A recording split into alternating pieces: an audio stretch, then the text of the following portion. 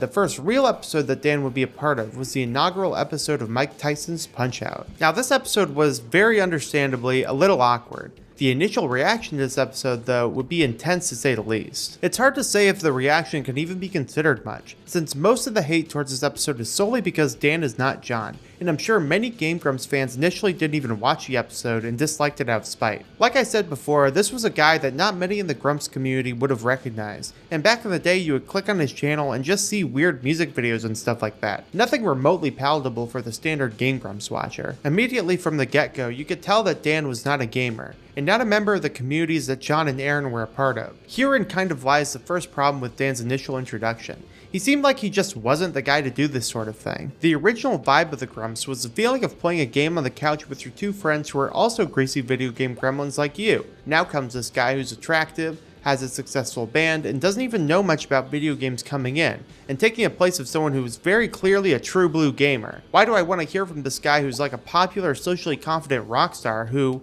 I'm sure, already gets tons of fans fawning after him 24/7? Whether this perception was accurate or not didn't matter. All that mattered was that this guy was not one of them. In an alternate reality where we get someone like Ross to take the place of John, hell, or even Barry for that matter, I think the initial reaction would be much better. Ross was already known for his video game animations like Aaron was, and Barry was already a big part of the show as an editor, and clearly knew the humor and style well. Now in retrospect, mind you, I don't think these would have been good choices. I just believe that the idea of choosing Danny, who wasn't even in the same realm of content, or didn't even have a remotely comparable personality to John, was a pretty risky decision.